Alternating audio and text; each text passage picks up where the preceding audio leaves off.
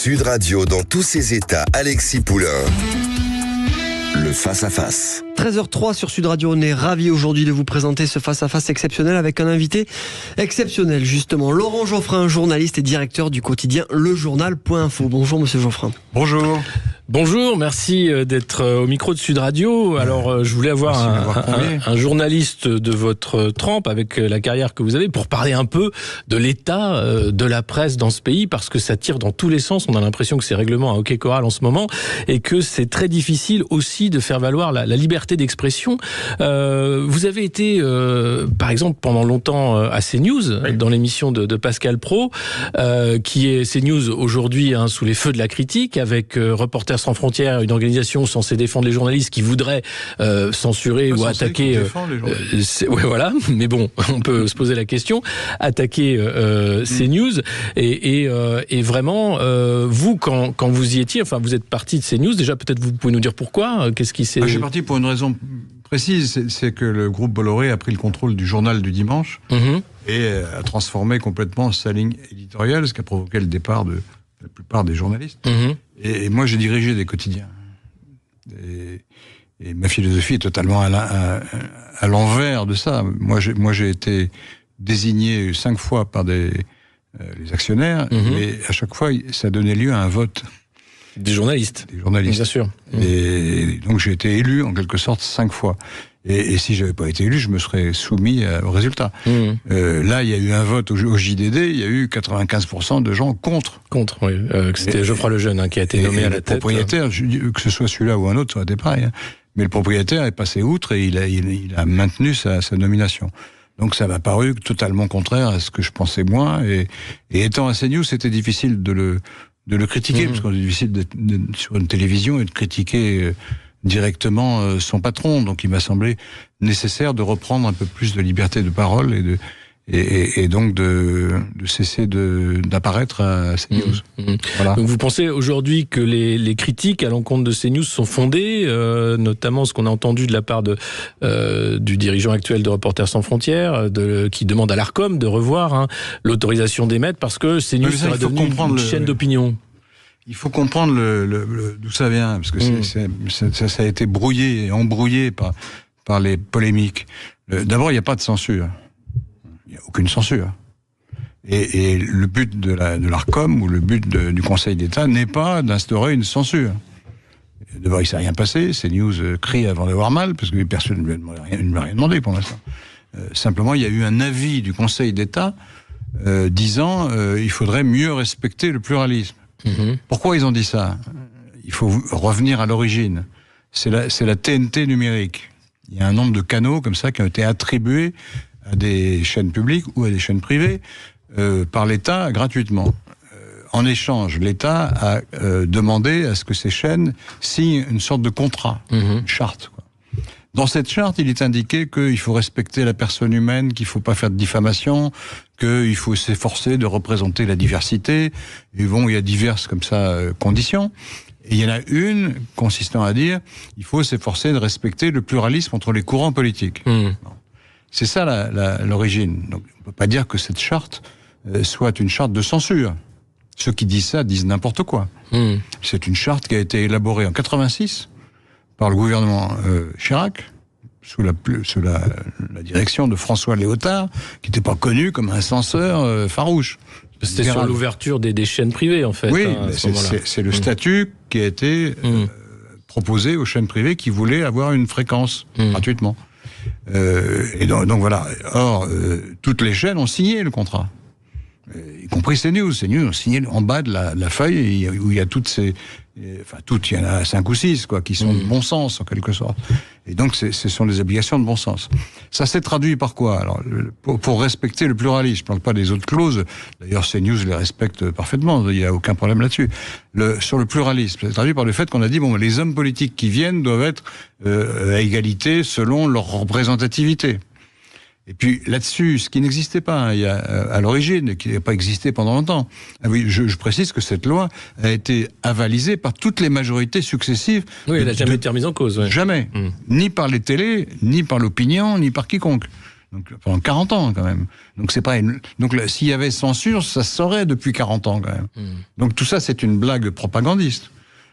Qu'est-ce qu'a dit le Conseil d'État? C'est peut-être que ça suffit pas de se contenter de compter les temps de parole des hommes politiques. Parce que ce qui n'était pas le cas avant, mais CNews est une chaîne engagée. Entre nous, je pense qu'on a le droit de s'engager, c'est pas la question. Oui, des médias d'opinion, ça a toujours existé. Ça a toujours existé dans la presse écrite. Le pluralisme dans la plupart des médias, dans la plupart des pays démocratiques, ça consiste pas à dire chaque journal ou chaque organe d'information doit donner la parole à égalité à tout le monde. C'est que l'ensemble des médias sont divers. Donc le pluralisme est assuré par l'ensemble des médias. Mais c'est spécial pour ces chaînes-là, parce que comme le nombre de fréquences est limité, on est obligé de les donner à certaines chaînes et pas à d'autres. Et si on avait donné ça, ce qui n'était pas du tout l'idée au départ, si on avait donné ça à une chaîne, par exemple, d'extrême gauche, il aurait fallu en donner une autre à la droite, une autre au socialiste, machin, etc. C'était pas possible. Donc ils ont dit, on va donner ça à des chaînes d'infos. Pluraliste. Mais on va leur demander d'être pluralistes. C'est ça le contrat initial. Ouais. Et ce qui est nouveau dans CNews, c'est que ils respectent tout à fait régulièrement le temps de parole des hommes politiques, mais il y a manifestement, tout le monde le voit, il faut pas besoin d'être grand clair, un biais ou une préférence pour des chroniqueurs plutôt de droite ou d'extrême droite. Ça c'est vrai, moi je l'ai vécu pendant des années. Oui, je savais très bien où je mettais les pieds, je savais très bien pourquoi, et ça ne me dérangeait pas. Je venais pour contredire. Mais pour contredire quoi? Eh ben, un certain esprit, un certain courant, quoi. Quand moi j'avais en face de moi, je crois, Elisabeth Lévy, plus Geoffroy Leven, plus Gilles William Goldnadel, et voilà, alors c'est le pluralisme, d'accord? Mais le pluralisme c'était moi, quoi. Ouais. Seul contre les autres, ils étaient tous d'accord. Et en plus, à CNews, il y a une formule qui fait que l'animateur, il donne son avis. Donc vous débattez avec, je sais pas, Elisabeth Lévy, et puis il y a le présentateur qui vous dit, mais elle a raison, et vous dites n'importe quoi, etc. Enfin, je caricature, mais enfin, c'est un peu ça quand même. Mais vous avez donc l'arbitre est toujours du côté de l'équipe adverse. Donc voilà. Alors, au bout d'un certain temps, RSF a dit, c'est pas normal, l'esprit de la loi n'est pas respecté. C'est ça le débat. Le débat, c'est sur l'esprit d'une loi. D'accord, mais le problème, c'est qu'on ouvre une porte et un débat qui peut aller beaucoup plus loin, parce que ça veut dire qu'on va ensuite politiser des chroniqueurs, mais pas seulement sur CNews. Parce qu'il faut informer les gens complètement. Ouais. Évidemment, l'idée de demander aux chroniqueurs ou aux experts de présenter leur pédigré politique est absurde. Alors c'est vrai pour certains. Si on me demande, moi, je suis de gauche. C'est normal, j'ai un journal, c'est marqué dessus. Il est marqué c'est un journal de gauche. Donc moi, je peux être classé. Mais il y en a d'autres qui veulent pas être classés, ou ils sont inclassables. Il y a des gens qui sont parfois dans des opinions de droite, parfois des opinions de gauche. Donc ça. Et alors, qu'est-ce qu'a répondu l'Arcom 2 jours après, quand tu lui as posé la question, dans la tribune dimanche? Ils ont dit, mais il est hors de question de demander une carte d'identité politique aux chroniqueurs ou aux experts. Alors question, mais alors comment vous allez faire? Ils savent pas. Ah oui, donc c'est ça. Donc on n'est pas du tout dans la censure. Vous voyez ce que je veux dire? Non, mais on est quand même dans... Et on n'ira pas dans la censure, parce que qu'est-ce qu'ils vont dire? Ils vont dire quand même, CNews, vous faites que l'immigration et l'insécurité, et puis alors là, vos chroniqueurs, ils disent tous la même chose. C'est pas très pluraliste quand même. Alors, CNews va répondre, mais non, parce qu'on a regardé, on a d'Artigol, on a un machin, on a fait un tel reportage sur lui, ça va être une discussion de chiffonnier, quoi. Et à mon avis, ça n'aboutira à rien. Peut-être qu'ils diront, faites un effort pour respecter, parce que c'est pas tout le monde dit c'est arbitraire, l'État intervient, etc. D'abord, c'est pas exactement l'État, c'est l'Arcom qui est censé être indépendante. Et deuxièmement, ils vont pas dire c'est scandaleux, faites une télé de gauche ou je sais pas quoi. Il n'est pas question de ça. Ils essayent de comprendre comment appliquer, compte tenu de l'existence d'une chaîne engagée. Et encore une fois, il est légitime de s'engager par ailleurs, mais dans ce cadre-là, il y a une loi. Est-ce que c'est conforme à l'esprit de la loi? Voilà, c'est une question qui est posée et où on n'a pas la réponse.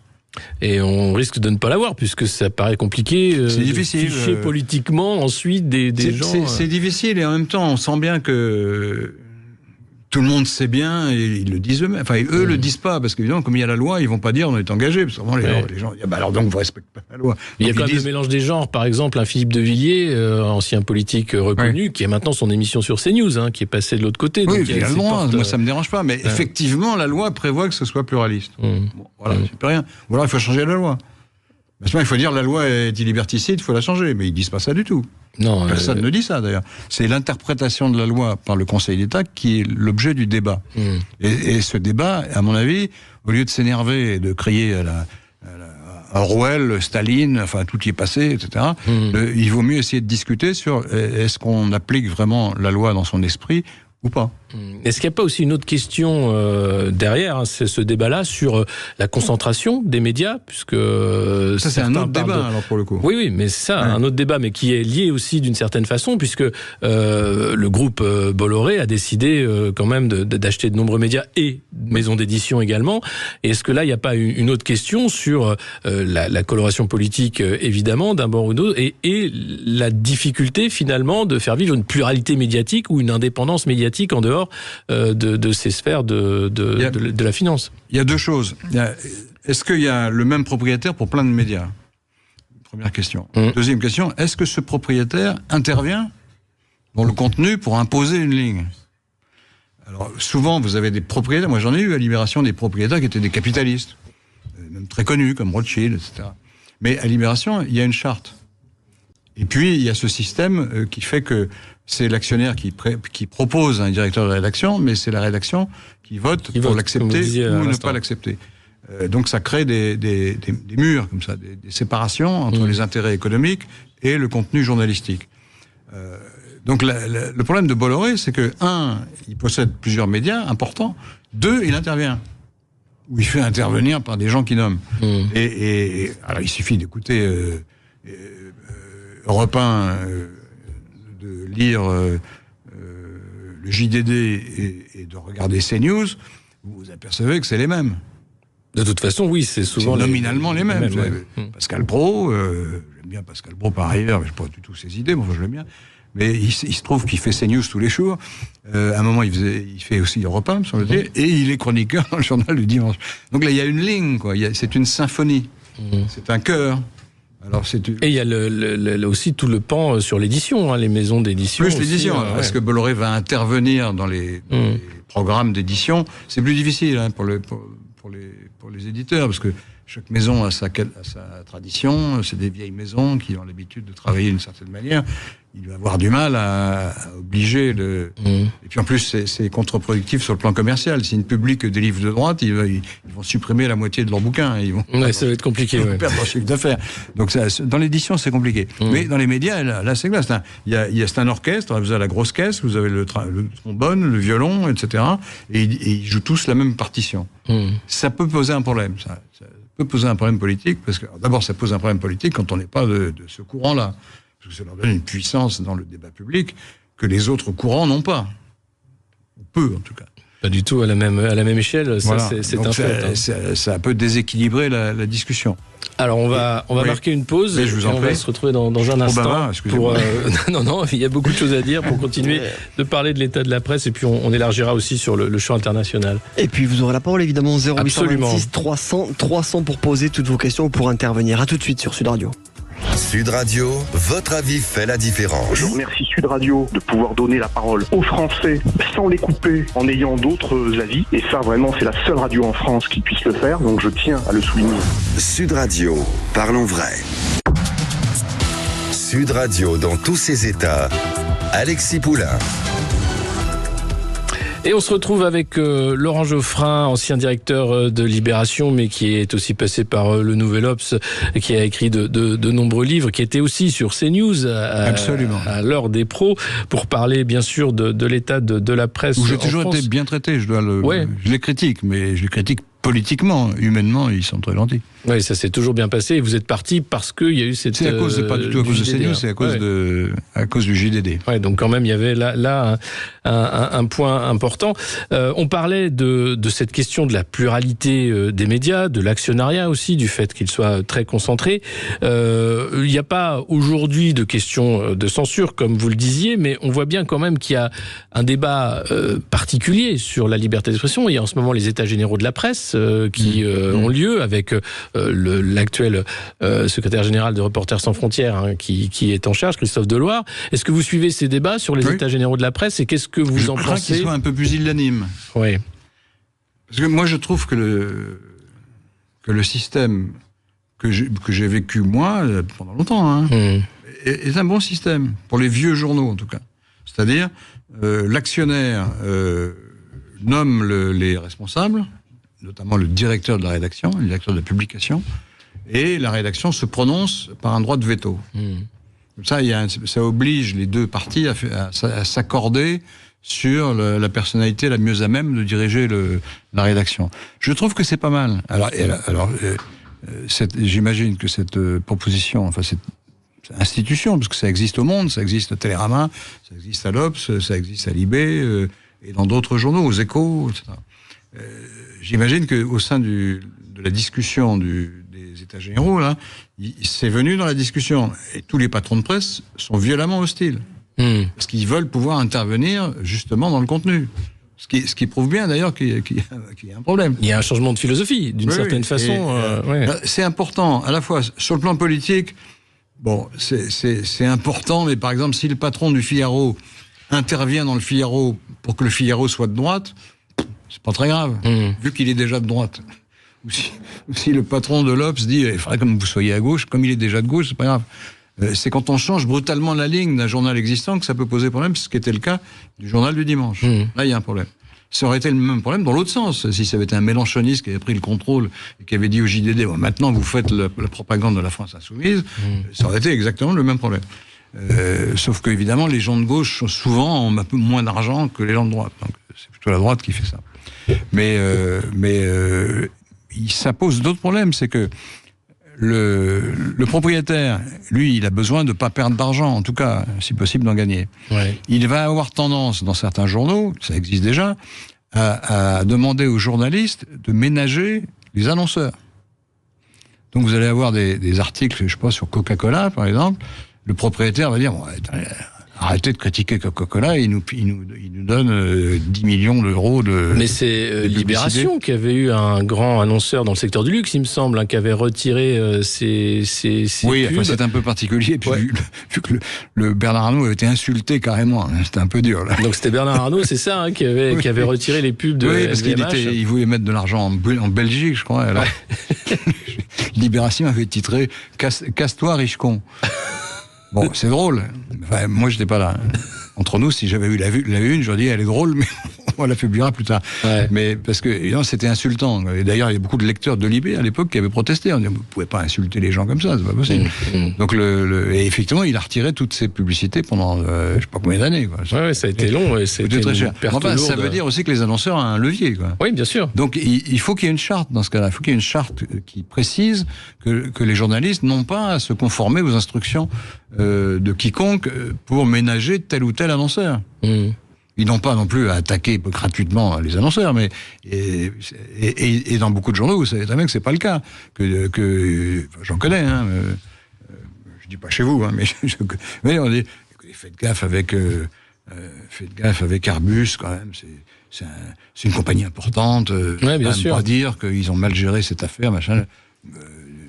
Et alors le journaliste est emmerdé parce que lui il a des infos et puis les patrons disent oui mais si vous les publiez on va perdre de l'argent, c'est avec ça qu'on vous paye, donc faites gaffe. Le problème économique il est quand même premier, hein, d'où la concentration, d'où le poids aussi. Le c'est le modèle économique des milliardaires. Est-ce que ça dépend des journaux papier.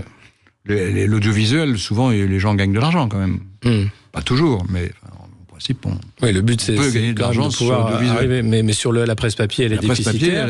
La presse papier a subi un séisme qui s'appelle Internet. Enfin, elle avait déjà des handicaps divers et variés, qui étaient en partie de sa faute d'ailleurs, mais le changement de comportement de tout lecteur maintenant, c'est d'aller sur Internet. Sur Internet, la publicité, le tarif de publicité est lamentable et c'est très difficile de faire payer les lecteurs parce que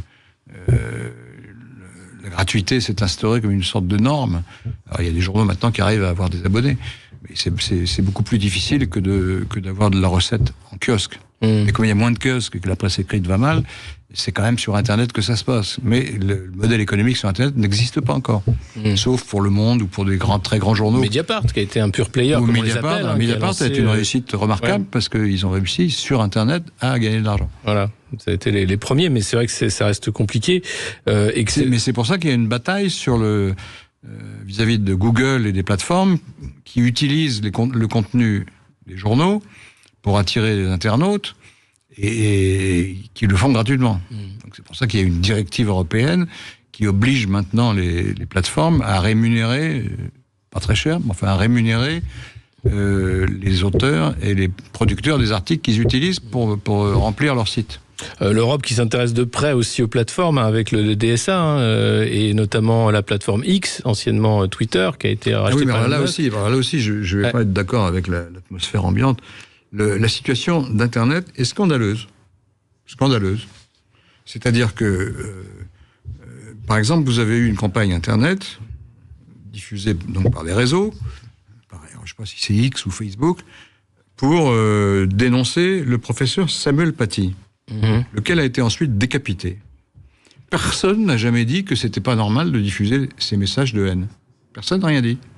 Enfin, on a dit ici, on va rechercher les auteurs des messages. Mais le diffuseur, il n'est pas responsable un peu de la diffusion de ces messages ? Vous imaginez, vous, sur Sud Radio, vous donnez la parole à un excité intégriste là, qui dise « Tel professeur, c'est scandaleux, il a blasphémé contre le Coran, et il manipule nos enfants, etc. » Vous le laissez parler ? Non, sérieusement. Non, bien sûr que non, mais c'est le problème du contrôle. Ça, c'est pas de la censure, c'est de la masse. C'est les bases, c'est les bases de la loi sur la presse. L'expression est libre, sauf à répondre de l'abus de cette liberté, définie par la loi. Donc il y a diffamation, appel à la haine, au meurtre, au racisme, il y a 4-5 chapitres, bon, il n'y a rien d'autre, tout le reste est libre. Et ça, c'est interdit. Sur Internet, non. Sur Internet, ça passe. C'est plus compliqué. On leur dit, il faudrait que vous le retiriez. Oui, c'est bien comme truc. C'est déjà diffusé à 12 millions d'exemplaires, mais il faudrait que vous le retiriez. Et donc ça veut dire que Monsieur Musk, le propriétaire de Google, le propriétaire de toutes ces plateformes, il laisse passer des messages hallucinants. Et on leur dit, bon, si ça passe, faites un effort pour l'enlever. Alors, on se fout du monde avec ça. Ouais. C'est pareil pour le porno. Imaginez qu'à la télévision, on diffuse des films porno à tire-larigot comme ça. Vous laisseriez vos enfants devant la télé ? Ben non, ça vous les laissez devant leur écran. Et sur les écrans, c'est un accès libre. Vous trouvez ça normal, vous ? Moi non. Je trouve que Internet est totalement dérégulé et que c'est pas normal. Est-ce que c'est, encore une fois, la question de la régulation se pose, certes, alors elle part du principe, il y a la loi, mais après l'application de la loi qui devient très compliquée. Mais je pense qu'on nous bourre le mou sur cette question. Quand je vais sur Internet, il m'arrive j'ai un voilier, alors je me renseigne sur les voiles de voilier pour changer mes voiles ou acheter des pare-battages, je ne sais quoi. 3 secondes après, j'ai 4 pubs qui viennent sur Castilleur machin, on vous vend du matériel, etc. S'ils arrivent à faire ça, c'est fascinant, regardez. Ça dure 3 secondes.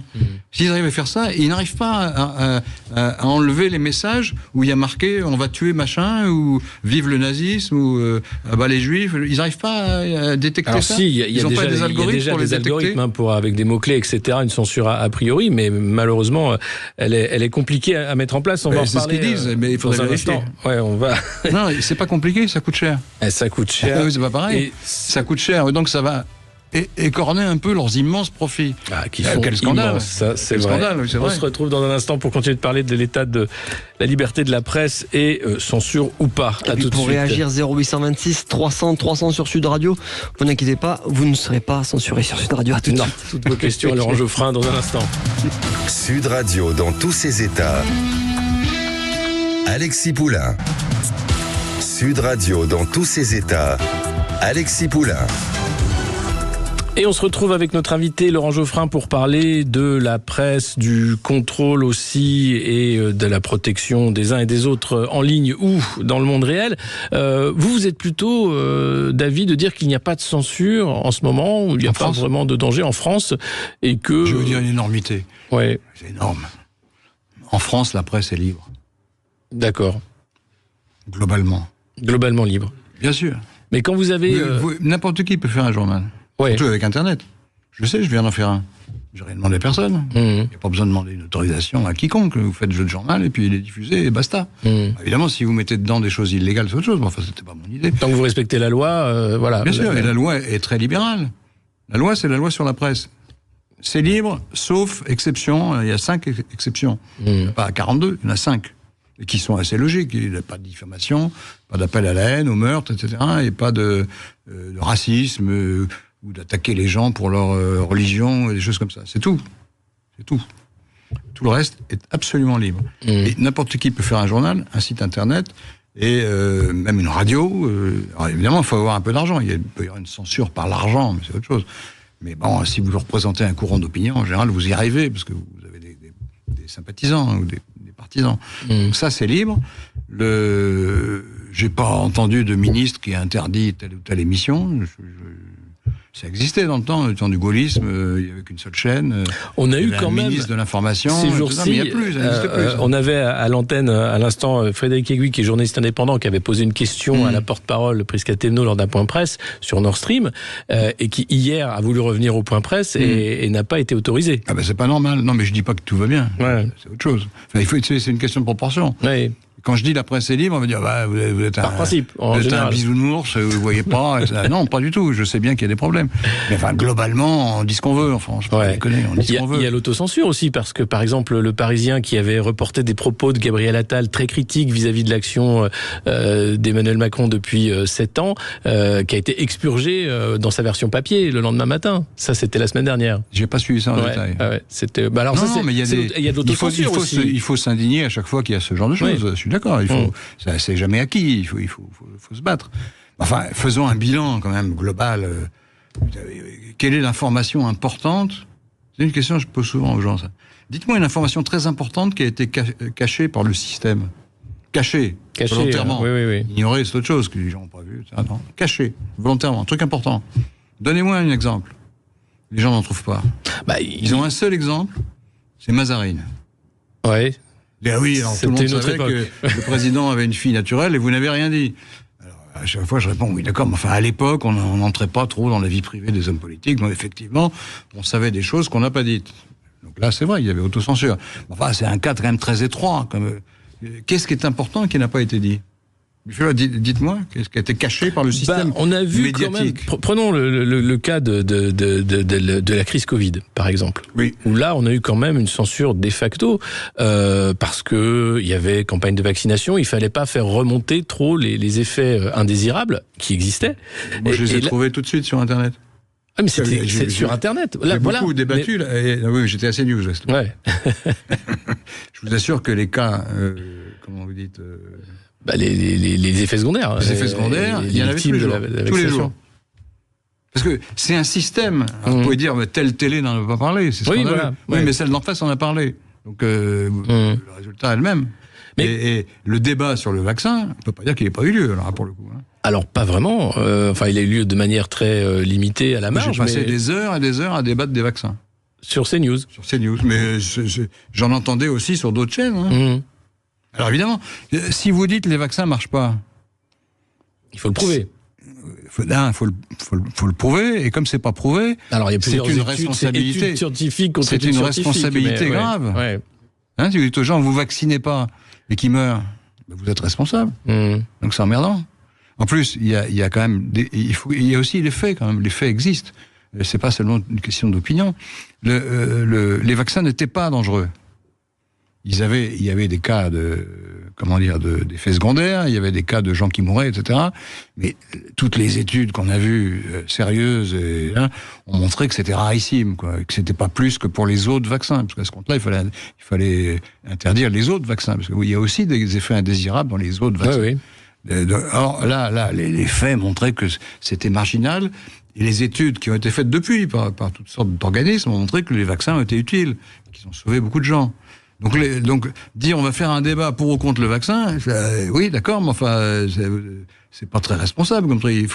Il faut dire est-ce qu'il est vrai qu'il y a beaucoup d'effets secondaires, à quel degré, quels sont les chiffres? Je pense que oui, c'était important et c'était pas forcément ce qui remontait. Donner la parole à égalité entre les anti-vax et les pro-vax, pas sérieux.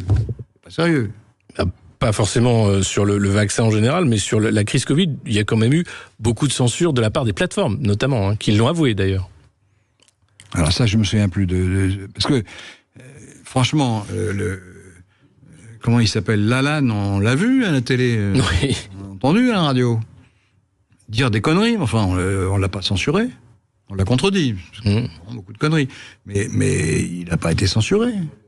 Le docteur Raoult. Il était aussi. Il n'a pas été censuré, des interviews, bien sûr. Ouais. On n'a parlé que de lui pendant 3 mois. Il a été attaqué ensuite. Enfin, il y a eu d'autres affaires parce qu'il disait des bêtises de tous les côtés. Parce qu'il faisait des essais qui n'avaient pas de pertinence scientifique. Ce qui a été prouvé après. On ne peut pas mettre tout sur. Vous pouvez pas dire il y a ceux qui pensent que la Terre est ronde et ceux qui pensent que la Terre est plate. L'équité veut qu'on leur donne la parole à l'égalité. D'accord. C'est pas sérieux ça. Non, mais là c'est simplifié le débat. Je prends un exemple politique. Ouais. Entre ceux, j'entendais Michel Onfray hier, je ne sais plus quelle chaîne, qui dit on participe à la guerre contre la Russie. Alors, on participe, c'est quand même la Russie qui a attaqué. Ah non, c'est les deux parties. C'est l'Europe qui a attaqué. C'est faux. L'Europe n'a pas attaqué la Russie. Il n'y a pas de char européen qui franchit la frontière russe pour aller. Il y a des chars russes qui ont franchi la frontière ukrainienne pour aller dégommer le gouvernement de Kiev. Oui, pas le contraire. Donc les mettre sur le même plan de ce point de vue de l'agression, c'est un mensonge. On peut dire oui, mais non, la Russie n'a pas tout à fait tort. Les provocations de l'OTAN ont joué un rôle. Bien sûr, oui. La Russie a un intérêt historique en Ukraine, donc la question du Maïdan, etc. Mais il faut pouvoir répondre aussi. Que Maïdan, par exemple, c'était une insurrection populaire. C'était pas une agression perpétrée par l'Union européenne, c'est pas vrai. C'est parce qu'il y a une grande partie de l'opinion ukrainienne qui voulait se rapprocher de l'Europe. Et ce que les Russes ne voulaient pas, et ce que les pro-russes en Ukraine ne voulaient pas. Voilà. Ça, c'est la vérité. Mais donc il y a quand même une éthique du débat, quoi. Il y a quand même des faits. Quand même des faits. Si vous faites un débat en disant les faits n'ont pas d'importance, ce qui compte c'est les opinions, c'est une régression, quoi. On revient au Moyen-Âge où c'est foi contre foi, c'est la guerre de religion. C'est aussi le principe du journalisme de s'appuyer sur des faits. Oui, c'est ça qui est important. Ces faits, ils doivent être vérifiés. Ouais. Parfois, ils sont incertains et on ne peut pas se fonder là-dessus de manière religieuse, en quelque sorte. Il faut toujours les passer il faut toujours être critique vis-à-vis de ce qu'on vous raconte et les faits qu'on rapporte. Mais enfin, ils existent quand même à la fin des fins. Et à la fin des fins, s'agissant du Covid, les vaccins, ça marche. Voilà, c'est prouvé, ça a marché. Alors, on va pas revenir sur le Covid. Je voulais parler de Julian Assange, le cas de Julian Assange, qui, avec Wikileaks, avait révélé de nombreuses informations utilisées par de nombreux médias à l'époque, et qui se retrouve en prison à Londres avec une possibilité d'extradition vers les États-Unis qui veulent l'enfermer pour potentiellement 175 ans. Pour vous, est-ce que c'est normal que Julian Assange soit en prison, ou est-ce que c'est une injustice et c'est honteux? Alors, ça s'explique, mais c'est pas normal. Déjà, c'est pas justifié. Je trouve que c'est pas justifié. Alors, je sais bien, il a probablement enfreint certaines lois. C'est là où c'est plus compliqué que ça n'en a l'air, parce qu'on dit c'est Navalny. Non, c'est pas exactement ça. C'est que les ministères de la Défense n'aiment pas qu'on divulgue leurs secrets. Ah oui. Ça, c'est sûr. Et c'est pareil en France. Et donc, si vous divulguez des informations qui sont placées sous le sceau des secrets défense, vous risquez d'avoir des ennuis avec la justice. Alors, vous pouvez vous défendre de deux manières en disant oui, mais c'est injustement mis sous la rubrique secret défense, ça ne devrait pas l'être. Parce que ça intéresse le citoyen. Après tout, c'est lui qui paye la défense et qui paye les conséquences des guerres qu'on peut faire. Donc, il a le droit de savoir ce qui se passe, y compris dans le ministère de la Défense. Lequel répond oui, mais d'accord, mais si tout est balancé sur la place publique, on a quand même des ennemis, ils vont s'en servir contre nous et contre tout le monde. Donc là, évidemment, il y a un équilibre à trouver entre ce qui est la protection de la défense nationale et ce qui est l'information légitime du citoyen. Je trouve que ce qu'a sorti Assange sur les exactions américaines en Irak était justifié. C'est comme les Pentagon Papers dans le temps, historiquement, au Vietnam. C'était assez justifié parce que l'engagement au Vietnam était contesté dans l'opinion américaine. De même que la guerre d'Irak a été contestée, enfin la deuxième en tout cas a été contestée très fortement, y compris dans l'opinion américaine. Que Assange vienne en disant voilà, ils ont fait des choses pas bien en plus en Irak, ça participe de l'information du public. Donc le gouvernement américain, s'il était vraiment libéral et un peu plus indulgent, a dit bon d'accord, on va s'expliquer sur ce qu'on nous accuse d'avoir fait en Irak, mais tant pis pour Assange. En même temps, si j'étais général chargé de la défense nationale, je dirais je ne veux pas que ce qui est les informations internes à l'armée au ministère de la Défense sortent dans la presse, parce que on va plus pouvoir travailler comme ça. Oui, c'était un problème. Ces deux logiques se discutent. Mais là, il y a un tel acharnement avec 150 ans de prison, etc. C'est quand même terrible, quoi. C'est disproportionné. Ce Assange, bon, et c'est pas non plus un criminel, en plus, les exactions en question étaient réelles. Ce qu'il disait était vrai, il n'a pas menti. Non. Donc il a informé le public. Alors, les 150 ans en prison parce qu'on a informé le public, c'est un peu fort de café quand même. Oui, le message est plutôt terrible. On va se retrouver dans un instant et vous allez pouvoir vous poser vos questions à Laurent Geoffrin, et n'hésitez pas à appeler le standard 0826 300 300, et on se retrouve tout de suite sur Sud Radio. Sud Radio dans tous ses états. Alexis Poulain. Sud Radio dans tous ses états. Alexis Poulain. 13h47 sur Sud Radio, nous sommes toujours avec Laurent Geoffrin qui est avec nous jusqu'à 14h, et on a Bruno qui nous appelle depuis Paris. Bonjour Bruno. Bonjour. Bonjour, écoutez, moi je voulais vous dire que j'appréciais vraiment Sud Radio sans vouloir vous flatter, parce que vous êtes capable, vous êtes les seuls quasiment qui êtes capables d'inviter des personnalités qui ont des points de vue différents sur l'actualité. Et j'apprécie par exemple Laurent Geoffrin parce que il a ses idées, mais il les exprime de façon pondérée. C'est pas un commissaire politique, c'est un journaliste. Et c'est pour ça aussi que je regarde CNews, notamment l'émission L'heure des pros 2, parce que j'apprécie Pascal Praud. Il a du talent. Il s'adresse à ses auditeurs. On a l'impression qu'il vous parle. Alors ensuite, je suis pas forcément d'accord avec, je dirais, la ligne éditoriale, mais encore une fois, ce que j'apprécie chez CNews, et j'appréciais notamment quand Laurent Geoffrin était sur le plateau, ou quand Olivier d'Artigol, qui est de gauche, s'exprime, ou Julien Drey. Alors, je dirais que c'est la limite en même temps de l'exercice, puisque Julien Drey et Laurent Geoffrin sont plus sur le plateau de CNews, et c'est vrai que quand le week-end, c'est la libre parole de Philippe de Villiers du samedi au dimanche, interviewé par un journaliste qui véritablement est en pamoison devant Philippe de Villiers, mais j'ai envie de vous dire, ça me plaît pas, et ben je change de chaîne. Oui, voilà. Et je vais ailleurs. Donc c'est vrai que ce débat lancé par Reporters sans frontières contre CNews, et uniquement contre CNews, alors qu'objectivement, quand vous regardez LCI, LCI c'est la chaîne pro-ukrainienne. Tous les invités sont systématiquement anti-russes. Ça vous plaît pas, vous changez de chaîne. Donc c'est vrai que moi j'aime CNews. En tout cas, j'aimais beaucoup CNews quand il y avait Laurent Geoffrin, quand il y avait Julien Drey, parce que c'est une parole socialiste traditionnelle. Il était face à J. William Goldnadel. Et ce que j'apprécie à CNews et chez Sud Radio, notamment sur le conflit en Ukraine, et là je fais un peu en désaccord avec Laurent Geoffrin, c'est que vous êtes capable d'avoir des invités qui ne sont pas sans arrêt dans la même parole anti-russe et pro-ukrainienne, parce que ce sera mon seul point de désaccord. Oui, les chars russes sont entrés en Ukraine, mais on ne peut pas oublier que pendant 10 ans, c'est l'artillerie ukrainienne qui a bombardé les populations civiles du Donbass. Et ça, on ne peut pas le nier. Et malheureusement, il y a une sorte de silence médiatique sur les agissements, notamment des bataillons d'extrême droite ukrainiens contre la population russophone, que vous êtes capable d'évoquer un jour avec une personnalité qui est plutôt en accord avec ce que je viens de dire, et le lendemain avec une personnalité qui est plutôt en accord avec ce que vient de dire Laurent Geoffrin. Nous, on respecterait, si on était une chaîne télé, la charte. Moi j'ai 60 ans, j'ai grandi à une époque où on pouvait lire Libération, où on pouvait lire l'Aurore, vous aviez deux points de vue opposés, et c'était comme ça. Et aujourd'hui, si on n'aime pas CNews, on va regarder, encore une fois, LCI ou BFM Télé. C'est aussi simple que ça. Merci Bruno. Donc plutôt qu'une question, un rapport à l'information des Français. Il a raison. Bruno, il a raison. Le système global est pluraliste quand même. C'est ce que j'ai dit au début. Est-ce qu'on est on est libre. La preuve, c'est qu'on peut changer de journal, changer de chaîne. Alors c'est moins net dans la télé parce que la télé ça demande des gros investissements, il y a moins de chaînes. Et je parle de télé diffusée par TNT ou par moyen hertzien. C'est moins net. Comme il y a moins de chaînes, c'est vrai qu'on a l'État a demandé aux chaînes de ne pas être trop militantes, trop de parti pris, quoi. Même s'il y a des couleurs politiques discrètes, mais qui existent quand même. Ouais.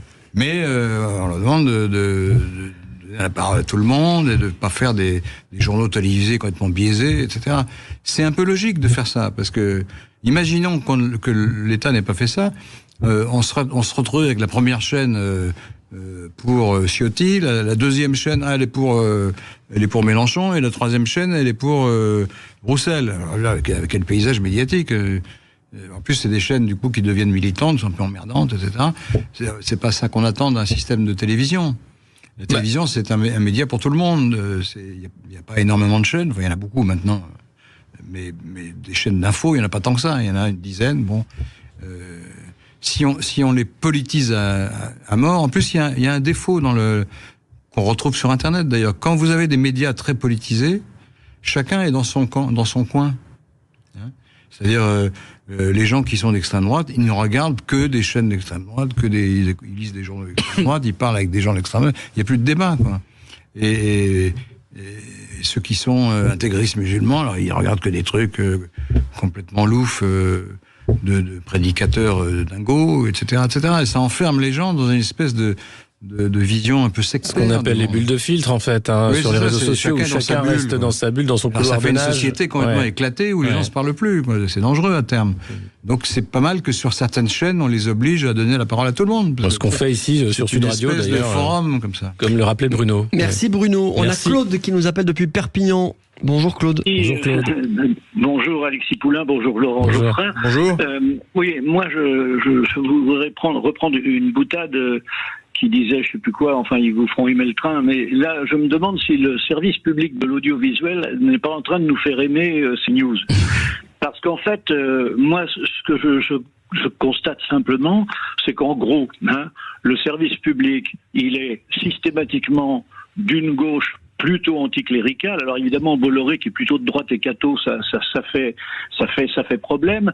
Et quand RSF finalement attaque uniquement CNews, je veux dire que les CNews n'est pas uniquement un média d'opinion. Ils évoquent des faits et ils les analysent, mais simplement ils évoquent des faits que les Français aiment voir expliquer parce qu'ils les ressentent au plus près, souvent au plus près d'eux, et que sur les médias, disons, mainstream, c'est-à-dire service public, plus tous ceux qui copient le service public, je dirais, en fait, on n'évoque pas. Alors moi, par exemple, la diatribe de Thomas Porte contre Sonia Mabrouk, enfin, je veux dire... Thomas Legrand, on va l'écouter. Oui. Attendez Claude, on va l'écouter parce que peut-être tout le monde l'a pas entendu.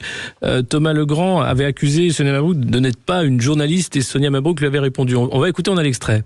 Mais c'est cette question de vrai journaliste, Thomas. Je sais pas si, je sais pas. Voilà, je vous pose la question pour aller au bout. Mais honnêtement, aujourd'hui, Sonia Mabrouk, elle vous entendrait, ou Laurence Ferrari, elle dirait donc moi je suis pas une vraie journaliste aux yeux de Thomas Legrand. Sonia Mabrouk passe son temps à inviter des confrères généralement de la bolosphère qui n'ont pas fait de reportage. Elle passe son temps à inviter. Elle est intervieweuse le matin de politique. Oui, mais est-ce que d'Éric Raoult, de Onfray qui explique... Non, là, pour le coup, elle reçoit toute la classe politique. Est-ce qu'une seule chose justifie qu'on caporalise CNews ? Alors, ça, c'était ce que disait Thomas Legrand, qui est à Libération actuellement, d'ailleurs, de Sonia Mabrouk, sa consoeur de CNews. Donc, il y a des vrais et des faux journalistes pour certains. Vous êtes d'accord avec ça ? Non, je comprends ce que veut dire... Allô ? Oui. Oui, non, je dis merci de l'avoir repassé, mais je veux dire, Laurent Geoffrin, toute la base de son explication pour défendre Reporters sans frontières, c'est de dire c'est un canal qui a été donné à un média d'info et il se trouve que c'est devenu un média d'opinion. Non, c'est un média qui traite des infos, qui met des infos que les autres ne traitent pas, et d'ailleurs à qui on voudrait faire croire que les faits qu'il donne ne sont pas importants parce que la chaîne la télé référence qui avait été donnée, ce qui m'échappe maintenant, mais c'est une des 4 chaînes d'infos permanentes toute la journée.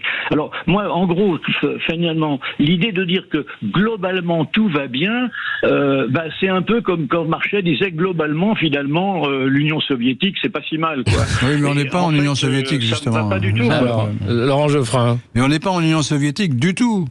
C'est ça, on met tout sur le même plan. Il y a des des entorses aux règles normales de la liberté de la presse. Bien sûr, il y a des problèmes et des difficultés, il y a des journaux qui font trop de publicité, il y en a d'autres qui sont soumis à tel ou tel parti, mais évidemment. Mais globalement, sérieusement, de toute façon, la démocratie, c'est toujours imparfait. Donc, alors, si on préfère un système dictatorial, il faut le dire, mais c'est pas votre cas, manifestement. Il vaut mieux une démocratie imparfaite qu'une dictature parfaite. Vous serez d'accord avec moi là-dessus. Donc, il y a toujours des problèmes. Il y en a toujours eu dans l'histoire de la presse depuis la Gazette de Théophraste Renaudot. Il y avait déjà des problèmes à l'époque d'intervention politique, de publicité, etc. C'était les mêmes. Donc, ça existera toujours, ça. Mais globalement, franchement, si on veut s'informer, on peut. Si on va avoir une opinion d'extrême gauche, il y a plein de journaux qui sont comme ça. Et si on va avoir une opinion d'extrême droite, aussi. Quelques-uns, mais. Quelques-uns. Vous avez l'UMA quand même. Vous avez d'autres journaux importants. Et puis, les gens d'extrême gauche s'expriment, notamment dans le service public, à égalité avec les autres. Donc, arrêtons de dire qu'on vit dans une dictature subreptice, manipulée, etc. Ça finit par confiner au conspirationnisme. On dit, voilà, il y a des forces occultes qui contrôlent l'esprit des gens. Mais non, pas du tout. C'est pas vrai, ça. Les gens, ils se déterminent tout seuls. Et ils choisissent les médias qui leur conviennent. Et ils ont un choix énorme, surtout avec Internet. Donc, nous sommes en démocratie. Voilà, c'est un régime très mauvais, mais les autres sont bien pires. Eh bien, merci beaucoup, Laurent Geoffrin, d'avoir répondu à nos questions et d'avoir fait un tour d'horizon de la presse du PAF, aussi paysage audiovisuel français. Et puis voilà, faites votre choix. Hein. Il y a suffisamment de liberté de la presse, au moins, pour essayer de s'informer. Puis il y a les réseaux sociaux, il y a Internet, il y a beaucoup de choses. Et évidemment, tout ne va pas très bien, mais quand même, on peut se faire une idée, particulièrement sur Sud Radio. Et voilà, Geoffrin, on peut vous lire dans le quotidien lejournal.info. Merci de nous avoir écoutés. Merci de m'avoir fait venir. Au moins, on a le temps de s'exprimer, c'est bien. Alexis Poulain, on vous retrouve demain entre midi et 13h. Sans réserve. On parlera des 2 ans de la guerre entre la Russie et l'Ukraine. On essaiera de tirer le bilan et puis on parlera d'agriculture aussi. Tout de suite, c'est Brigitte Lahaye sur Sud Radio. Sud Radio. Sud Radio. Parlons vrai. Parlons vrai. Sud Radio. Parlons vrai.